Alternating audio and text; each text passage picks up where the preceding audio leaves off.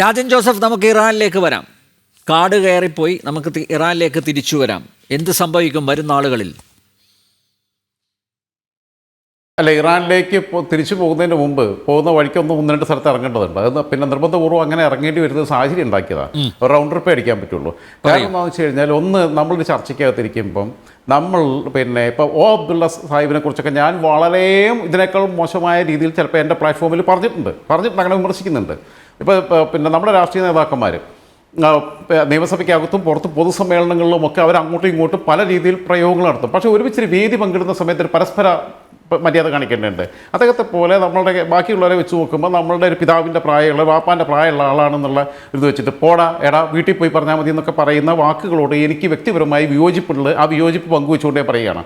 ഇനി അബ്ദുള്ള സാഹിബ് പറഞ്ഞ ചില കാര്യങ്ങൾക്ക് മറുപടി പറയേണ്ടതുണ്ട്. അബ്ദുള്ള സാഹിബ് പറഞ്ഞത് ഒന്ന്, ബാബറി മസ്ജിദ് പൊളിച്ചു, ലോകത്ത് എവിടെയെങ്കിലും അങ്ങനെ സംഭവിച്ചിട്ടുണ്ടോ എന്ന് ചോദിച്ചാൽ അത് തെറ്റാ. ഇന്ത്യയിൽ വേറെ സംഭവിച്ചിട്ടുണ്ടോ എന്ന് ചോദിച്ചാൽ നമുക്ക് പറയാം. ലോകത്ത് എവിടെയെങ്കിലും സംഭവിച്ചിട്ടുണ്ടോ എന്ന് ചോദിച്ചു കഴിഞ്ഞാൽ അത് എല്ലായിടത്തും സംഭവിച്ചിട്ടുണ്ടെന്നേ. അത് ഹാഗിയ സോഫിയ തൊട്ട് അത് പൊളിക്കലല്ല, കയ്യേറലാണ്. അത് ഇവിടെ ശ്രീലങ്കയിൽ ചർച്ചിൻ്റെ ഉള്ളിൽ കൊണ്ടുപോയിട്ട് സ്ഫോടനം നടത്തി. അതേപോലെ തന്നെ ബംഗ്ലാദേശ്, അഫ്ഗാനിസ്ഥാനിൽ ബുദ്ധവിഹാരങ്ങളൊക്കെ ആദ്യം താലിബാൻ വന്നപ്പോൾ ബുദ്ധ പ്രതിമകൾ വരെ തകർക്കുന്നത് നമ്മൾ കണ്ടു. ഇങ്ങനെ ബംഗ്ലാദേശിൽ ഇപ്പോൾ ഒരുപാട് ക്ഷേത്രങ്ങളെ തകർക്കുകയും കൊള്ളയടിക്കുകയും ചെയ്തിട്ടുണ്ട്. അപ്പോൾ ലോകത്ത് എവിടെയെങ്കിലും നടന്നിട്ടുണ്ടോ എന്ന് ചോദിച്ചാൽ നടന്നിട്ടുണ്ട് എന്നുള്ളത് അബ്ദുള്ള സാഹിബ് മനസ്സിലാക്കണം. അതേസമയം ഇന്ത്യയിൽ വേറെ നടന്നിട്ടുണ്ടോ എന്ന് ചോദിച്ചു കഴിഞ്ഞാൽ ഇന്ത്യയിൽ മുഗൾ ആധിപത്യകാലത്ത് നടന്നിട്ടുണ്ട്. സ്വാതന്ത്ര്യ ഭാരതത്തിൽ ബാബറി മസ്ജിദ് മാത്രമേ നടന്നിട്ടുള്ളൂ. അതങ്ങനെ. രണ്ട്, മൈഗ്രേഷനെ കുറിച്ച് അബ്ദുള്ള സാഹിബ് പറഞ്ഞു. യൂറോപ്യൻ രാജ്യങ്ങൾ അവിടെ മുസ്ലിം ജനസംഖ്യ വർദ്ധിക്കുന്നുള്ളതുകൊണ്ട് അങ്ങോട്ട് ആളുകളെ സ്വീകരിക്കുന്നില്ല എന്നുള്ളത്. ഞാൻ ചോദിക്കട്ടെ, ഗൾഫ് രാജ്യങ്ങളിൽ പല GCC കൺട്രീസും ഖത്തർ ഉൾപ്പെടെയുള്ള രാജ്യങ്ങൾ അവരെന്തുകൊണ്ടാണ് അഫ്ഗാനിസ്ഥാനികൾക്ക് പുതിയ വിസ ഇഷ്യൂ ചെയ്യാത്തത്? അവരെന്തുകൊണ്ടാണ് ബംഗ്ലാദേശികൾക്ക് പുതിയ വിസ ഇഷ്യൂ ചെയ്യാത്തത്?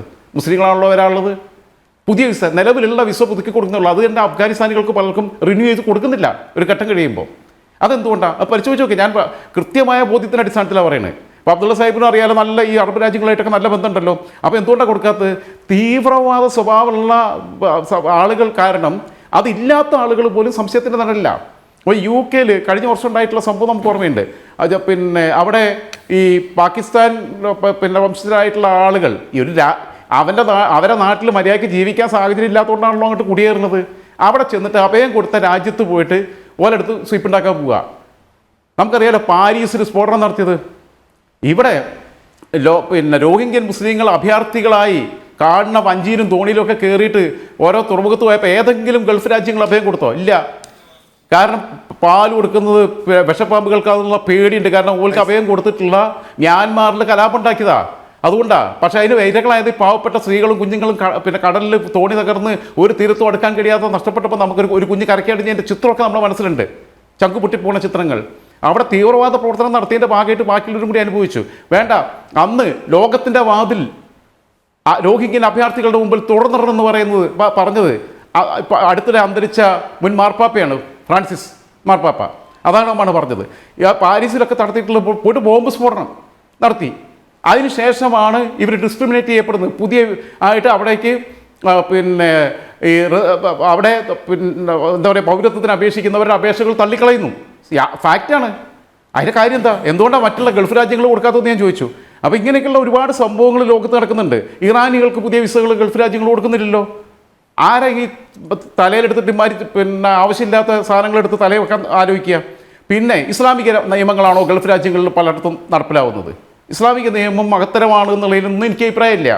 പ്രവാചകൻ മുഹമ്മദ് നബി പറഞ്ഞിട്ടുള്ള നല്ല കാര്യങ്ങളെ ഞാൻ അംഗീകരിക്കുന്നുണ്ട്. നിൻ്റെ അയൽക്കാരൻ വിശന്നിരിക്കുമ്പോൾ നീ വയറ് നിറച്ച് ഭക്ഷണം കഴിക്കരുതെന്ന് പറഞ്ഞാൽ ഞാൻ അംഗീകരിക്കുന്നുണ്ട് അതിനെ. അദ്ദേഹം പറഞ്ഞ ആയത്തുകളിലും അതല്ലെങ്കിൽ ഖുർആനിലെ ആയത്തുകളും ഹദീസുകളിലെയും നല്ല വശങ്ങൾ സ്വീകരിക്കുകയും തള്ളിക്കളയേണ്ടതിനെ തള്ളിക്കളയും. അതുകൊണ്ടാണ് പറഞ്ഞത്. എല്ലാ മതത്തിനകത്തുള്ളൂ. ഇപ്പോൾ ബൈബിളിലെ പഴയ നിയമത്തിൽ പല കാര്യങ്ങൾ പറഞ്ഞിട്ടുണ്ട്. മഹാഭാരതത്തിനകത്തും രാമായണത്തിനകത്തും പറഞ്ഞ എല്ലാ കാര്യങ്ങളോടും നമുക്ക് എഗ്രി ചെയ്യാൻ പറ്റില്ല. സ്വീകരിക്കേണ്ടത് സ്വീകരിക്കുക, അതിനകത്ത് ഗുണങ്ങൾ ഉൾക്കൊള്ളുക എന്നുള്ളതാണ്. അല്ലാതെ അതുകൊണ്ടായി പ്രാകൃതമായ കാലം എന്ന് പറഞ്ഞിട്ടുള്ളത്. പിന്നെ ഇവിടെ ബാക്കിയുള്ള വിഷയങ്ങൾ എന്ന് പറയുമ്പോൾ ഇപ്പോൾ ഇറാനിലേക്ക് നമുക്കിനി തിരിച്ചു പോകാം. നമ്മൾ വഴിറ്റി ഇവർ പോയതുകൊണ്ടാണ് എനിക്ക് പോകേണ്ടി വന്നത്, നിർവാഹം ഇല്ലാത്തതുകൊണ്ടാണ്. ഇറാനിലേക്ക് തിരിച്ചു പോയി കഴിഞ്ഞാൽ ഇറാനെ സംബന്ധിച്ചിടത്തോളം എന്ന് പറഞ്ഞു കഴിഞ്ഞാൽ ഇപ്പോൾ നിങ്ങൾ ആലോചിച്ച് നോക്കൂ, മൊസാദ് മായി എല്ലാ സമയത്തും ഇൻഫർമേഷൻ ഗാദറിങ്ങിനും മൊസാദിനെ ഡിപ്പെൻഡ് ചെയ്യുന്ന രാജ്യങ്ങളാണ് ബഹ്റിനും സൗദി അറേബ്യയും UAE ഒക്കെ. സൗദി അറേബ്യ ബൃഹത്തായ ഒരു രാജ്യമാണ്. എത്നിക് കൾച്ചറിൽ ഉള്ള ആളുകൾ ഇപ്പോഴും അവിടെയുണ്ട്. നമ്മളെ ഗോത്ര സംസ്കാരം വെച്ച് സൂക്ഷിക്കുന്നവർ. UAE-യിലൊന്നും അതില്ല, ബഹ്റിനിൽ അതില്ല.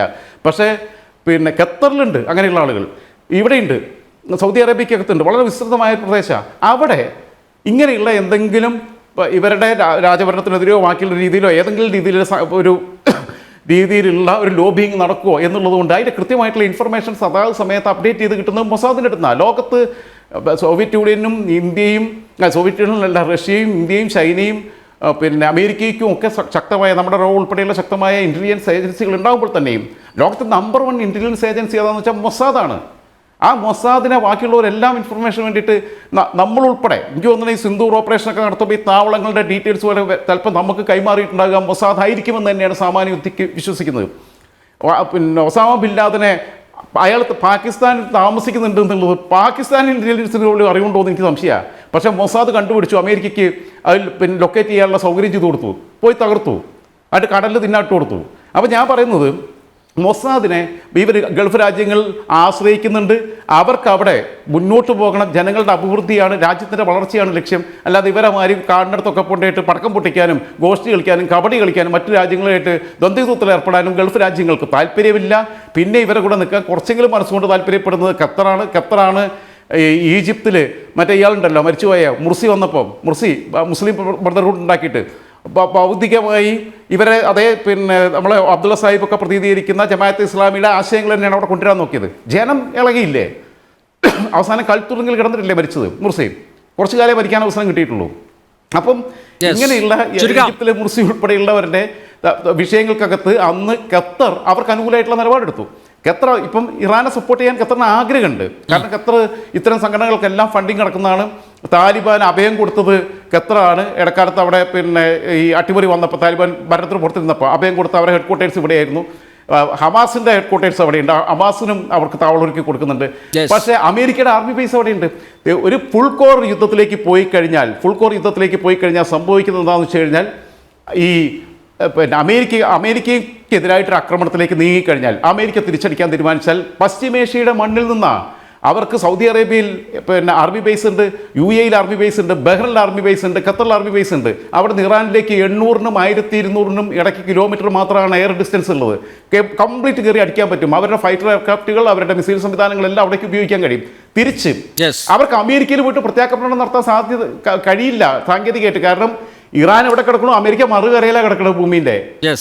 അവിടെ വരെ പോകണം, മിസൈലൊന്നും ഒരിടത്തില്ല. അപ്പോൾ സുരക്ഷിത താവളത്തിലിരുന്ന ടാർഗറ്റ് ചെയ്യും. ഞാൻ പറഞ്ഞല്ലോ, ഖത്തർ പോലും ഒരു ഘട്ടത്തിൽ ഇങ്ങനെ മുർസിയെ സപ്പോർട്ട് ചെയ്തതിൻ്റെ പേരിൽ മാത്രമാണ് ഖത്തറിനെതിരെ ബഹ്റിനും സൗദി അറേബ്യയും UAE-യും ഒക്കെ ചേർന്നിട്ട്, ഈജിപ്തും ഒക്കെ ചേർന്നിട്ട് ഉപരോധം ഏർപ്പെടുത്തിയത്. അതിൽ നിന്ന് അവർ പാഠം പഠിച്ചു. അപ്പോൾ അങ്ങനെയുള്ള രീതിയിലേക്ക് പോവില്ല.